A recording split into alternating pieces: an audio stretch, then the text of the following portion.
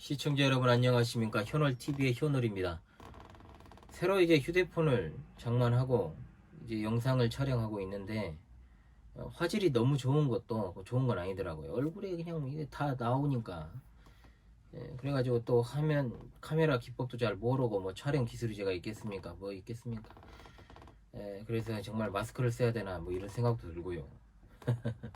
예, 아무튼 지난 시간에 이어서 어그러진 칭이론 나머지 두 개를 더욱더 살펴보고 이제 결론을 내린 다음에 균형 잡힌 칭이론 이제 대해서 좀 살펴보도록 하겠습니다.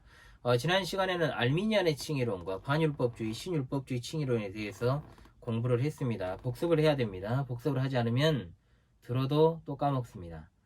자, 이번 시간에 이제 먼저 살펴볼 이제 어그러진 칭이론 첫 번째는 하이퍼 칼빈주의, 이른바 극단적 칼빈주의의 칭이론이다.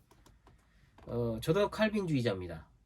그 칼빈주의라는 것은 철저한 성경에 입각한 하나님의 주권을 강조하는 신학적 경향을 이제 칼빈주의라고 우리가 보통 부르고, 또 이제 개인에 따라서는 이제 개혁파 신앙이다라고 부르고, 교회적으로는 개혁교회에 속한 사람들을 가리키는 말입니다. 그런데 이 하이퍼 칼빈주의는 두 번째 소개했던 반율법주의와 맥락을 같이 하고 있어요. 뭐냐? 인간의 역할이 아니라 하나님의 주권을 강조하는 차원에서 그렇다. 그러나 이름이 주는 느낌 그대로 배타적으로 극단적으로 강조하다 보니까 인간의 책임과 역할이 축소된 정도가 아니라 아예 뭐 거의 꼭두각시 수준으로 만들어 버린다. 그러니까 극단적이죠. 이들에 의하면 인간의 역할은 아예 없기 때문에 칭의 자체가 각 개인의 믿음을 통해서 실현하게 하시는 시간적 성격을 가진 하나님의 사역 자체가 무시가 됩니다. 그리고 하나님 안에서 그냥 끝나버리죠. 하나님 안에서 끝나버려요. 모든 사람에게 무차별적으로 복음이 전파되고 또 그것이 적용되는 것도 거부를 합니다. 또 믿지 않는 불신자가 복음을 받아들일 때 그에게 신앙과 회개가 필요하다는 것도 당연히 거부를 하죠. 자, 상당히 극단적으로 봤지만 반율법주의와 같은 맥락이다. 그 다음으로 이제 영원칭이라는 것이 있습니다. 자, 죄인이 의롭게 되는 것이 영원 세계 가운데 다 이루어졌다. 자, 이것을 자칫 이미 제가 소개했던 것처럼 칭의의 시기가 영원이다, 영원 전이다 라는 것과 헷갈릴 수 있는데 완전히 다른 개념입니다. 왜냐? 이들은 칭의를 위한 하나님의 영원하신 작정이 곧 칭이다.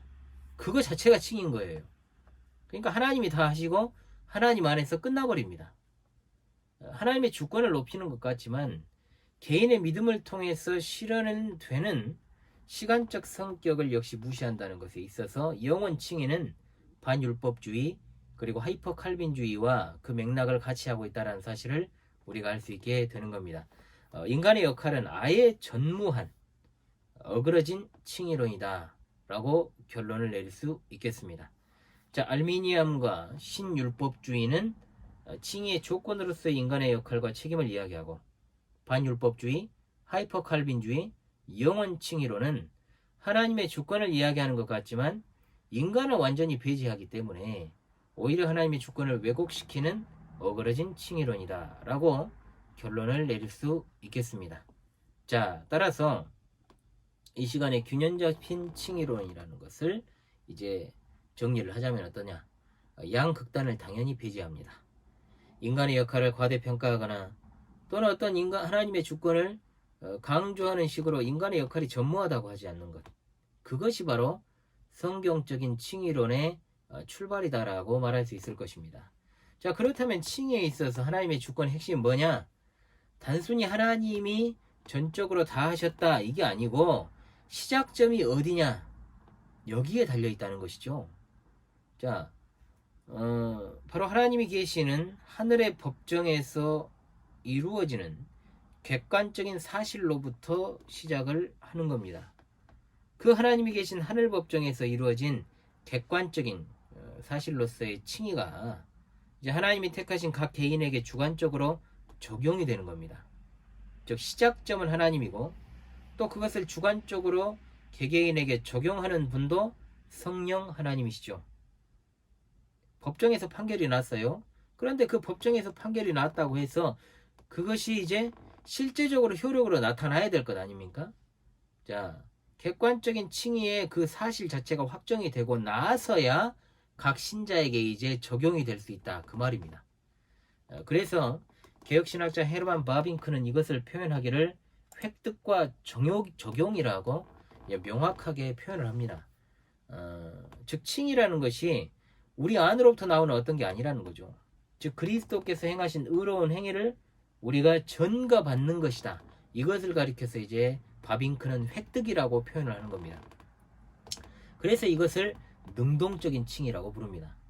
그러므로 획득된 그리스도의 의, 즉 구원 영생의 도리를 믿음이라는 도구 또는 수단을 통하여서 마음속에 적용하는 것이 수동적 칭의라고 부른 것입니다.